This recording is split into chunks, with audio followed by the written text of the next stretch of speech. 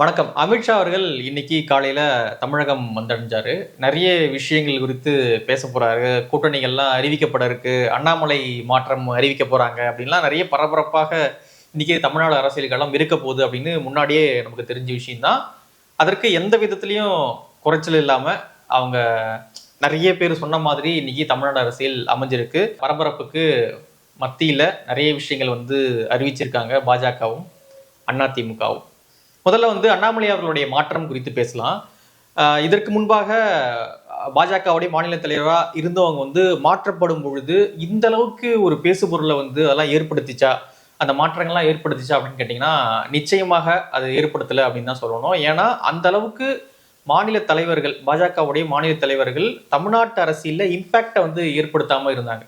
ஓரளவுக்கு சின்ன சின்னதாக ஒரு வேலை ஏற்ற நடத்தலாம், அப்புறம் எங்கேயாவது ஒரு பந்து நடத்தலாம், ஒரு சின்ன போராட்டம் நடத்தலாம், இப்படியாக பண்ணிட்டு இருந்தாங்க. ஆனா அண்ணாமலை அளவுக்கு ஒரு இம்பாக்டை தமிழ்நாடு அரசியல்ல பாஜகவுடைய தலைவர்கள் யாருமே ஏற்படுத்தலை அப்படின்றதான் நிதர்சனமான உண்மை. இதை நம்ம மறுத்து பேசுறதுலாம் ஒண்ணுமே கிடையாது. அதனால அண்ணாமலை அவர்கள் மாற்றப்பட போறாரா, அண்ணாமலை அவர்கள் நீடிக்கப்பட போறாரா, அண்ணாமலை அவர்கள் மத்திய அமைச்சர் ஆகிறாரா, அடுத்தது அண்ணாமலை அவர்களுடைய பொலிட்டிக்கல் லைஃப் என்ன, இப்படிலாம் நிறைய ஸ்பெகுலேஷன்ஸ், நிறைய விஷயங்கள்லாம் போயிட்டு இருந்தது. டெல்லியிலேருந்து நாங்கள் அப்டேட் தரோம் அப்படின்னு ஒரு குரூப் பேசிகிட்டு இருந்தாங்க. அதுக்கப்புறம் தமிழ்நாட்டிலேருந்து நாங்கள் அப்டேட் தரோன்னு இன்னொரு குரூப் பேசிக்கிட்டு இருந்தாங்க. இதெல்லாம் தாண்டி இன்னைக்கு அண்ணாமலை அவர்கள் மாற்றப்பட போகிறார் அப்படின்றது திட்டவட்டமாக அதிகாரப்பூர்வமாக நமக்கு தெரிய வந்திருக்கிறது. பாஜகவுடைய சட்டமன்ற குழு தலைவர் திரு நயினா நாகேந்திரன் அவர்கள் பாஜகவுடைய மாநில தலைவர் பதவிக்கு விருப்ப மனுவை தாக்கல் செஞ்சிருக்காங்க. அதன் அடிப்படையில் இன்னைக்கு இது உறுதியாயிருக்கு. நாளை அல்லது இன்னைக்கு நைட்டுக்குள்ள நயினா நாகேந்திரன் அவர்கள் பாஜகவுடைய மாநில தலைவராக அறிவிக்கப்படுவார் அப்படின்னு தெரிவிக்கிறாங்க. இதற்கிடையே அண்ணாமலை அவர்களுடைய அந்த பேர்லாம் அதுக்குள்ள அழிச்சிட்டாங்க அப்படின்னு நிறைய விஷயங்கள்லாம் போயிட்டு இருந்தது. இது லைட் ஷேடுக்கு இந்த மாதிரி இது காடு தெரியுற மாதிரி தெரியுது. இது தவிர இது யாரும் ஒண்ணு இருக்கவும் இல்லை, எதுவும் பண்ணவில்லை. எதுக்கு நம்ம வீடியோ? அண்ணாமலை அவர்களே தொடரணும் அப்படின்றதுதான் 90% தமிழ்நாடு பாஜக தொண்டர்களுடைய மனநிலையாக இருக்கு. தலைவர்கள் என்ன நினைக்கிறாங்க அப்படின்றது நமக்கு தெரியும். ஆனா தொண்டர்களுடைய மனநிலை என்னவாக இருக்கு அப்படின்னா 90% அண்ணாமலை அவர்களே நீடிக்கணும் அப்படின்றதா அவங்களுடைய மனநிலையாக இருக்கு.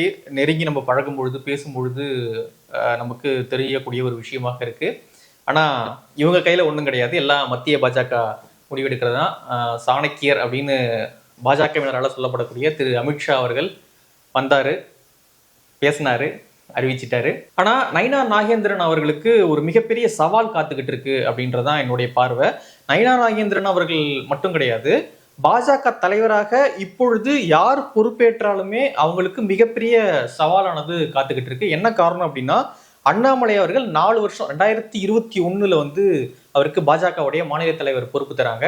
கிட்டத்தட்ட 25 ஆயிடுச்சு, 4 வருஷம்.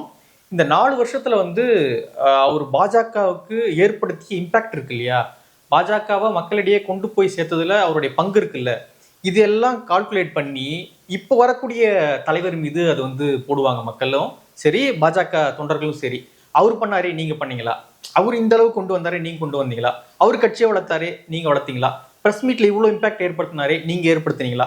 சோசியல் மீடியால ஏற்படுத்தினாரே, நீங்க ஏற்படுத்தினீங்களா? இப்படின்னு இப்போ யாரு பாஜகவுடைய மாநில தலைவராக வந்தாலுமே அண்ணாமலை அவர்கள் கிட்ட இருந்த அந்த எதிர்பார்ப்பு அப்படியே இந்த பக்கம் திரும்பி நீங்க என்ன பண்ணீங்க அப்படின்னு கண்டிப்பாக ஒரு கேள்வியானது எழத் தொடங்கும். அதனால பெரும்பாலும் பாஜகவுடைய தலைவர்கள் அந்த பாஜகவுடைய அடுத்த தலைவர் பொறுப்பை ஏற்க விரும்பி இருக்க மாட்டாங்கன்றதான் நான் நினைக்கிறேன். ஏன்னா இந்த அளவுக்கு பேர்டன் சுமக்க வேண்டியது இருக்கும். அண்ணாமலை அளவுக்கு மற்ற பாஜக தலைவர்களால ஓட முடியுமா, அந்த அளவுக்கு ஒரு இம்பாக்ட் ஏற்படுத்த முடியுமா அப்படின்னு கேட்டீங்கன்னா, பாஸ்ட்ல பாத்தீங்கன்னா நமக்கு அந்த மாதிரி தெரியல. இருக்கிற தலைவர்களை பார்த்தாலும் அந்த அளவுக்கு அண்ணாமலை லெவலுக்கு இம்பாக்ட் ஏற்படுத்த முடியுமா அப்படின்னு கேட்டா அதுவும் கேள்விக்குறிதான். ஸோ நயினா நாகேந்திரன் அவர்களுக்கு மிகப்பெரிய ஒரு சேலஞ்ச் காத்துக்கிட்டு இருக்கு அப்படின்றதான் என்னுடைய பார்வை. இது அப்படியே ஒரு பக்கம் போயிட்டு இருந்தது.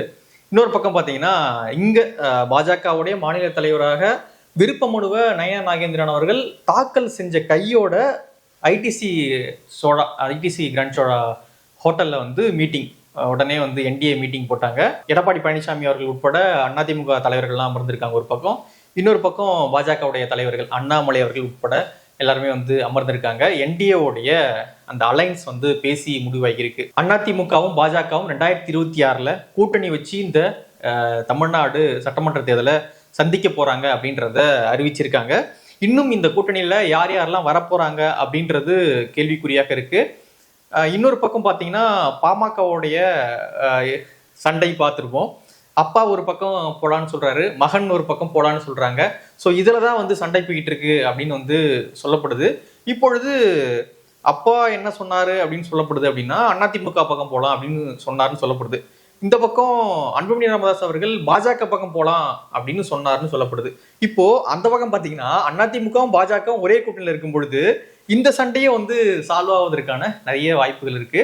அதனால பாமக, பாஜக, அதிமுக, இந்த பக்கம் வந்து புதிய தமிழகம் வர வாய்ப்பு இருக்கு. ஜான் பாண்டியன் அவர்கள், ஏசி சண்முகம் அவர்கள், நிறைய பெரிய கூட்டணி வந்து இப்பொழுது ஃபார்ம் ஆக வாய்ப்பு இருக்கு.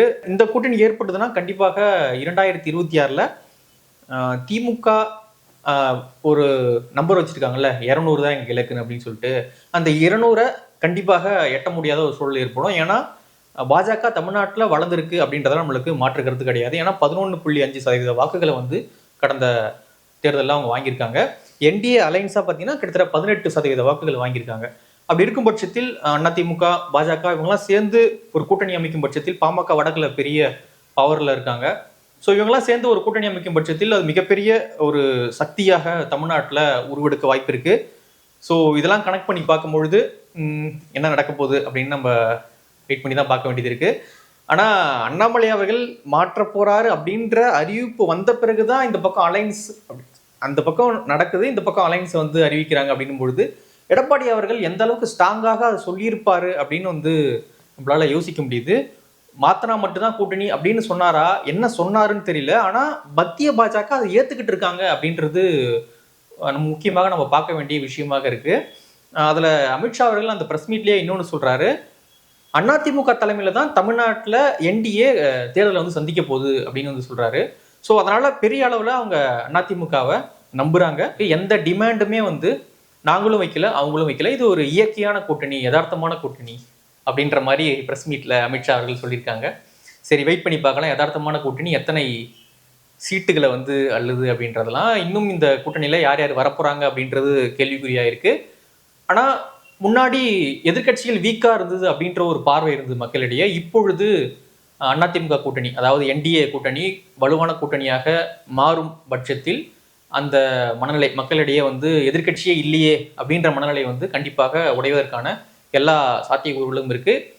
ஒரு 4 முனை போட்டியாக இந்த தேர்தல் 2026 தேர்தல் அமையும் அப்படின்னு பாக்குறாங்க.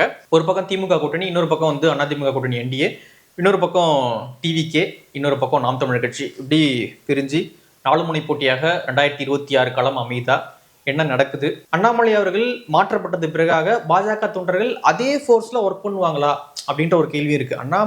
அண்ணாமலை அவர்கள் தலைமையில தான் பாஜக வந்து கடந்த எலெக்ஷன்ல 11.5% வாக்கு வாங்கினாங்க. இப்ப அண்ணாமலை அவர்கள் தலைவராக இல்லாத பட்சத்தில் தொண்டர்கள் அதே ஃபோர்ஸோட ஒர்க் பண்ணுவாங்களா, இல்லை ஒரு தொய்வு ஏற்படுமா என்னன்றதெல்லாம் நம்ம வர நாட்கள்ல தான் பார்க்கணும். உங்களுடைய பார்வை என்ன இந்த NDA alliance, AIADMK BJP alliance பத்தி உங்களுடைய பார்வை என்ன? அண்ணாமலை அவர்கள் மாற்றம் பாஜகவுக்கு நல்லதா அப்படின்னு நீங்க நினைக்கிறீங்களா அப்படின்றதெல்லாம் கீழே கமெண்ட்ல பதிவு பண்ணுங்க. நன்றி.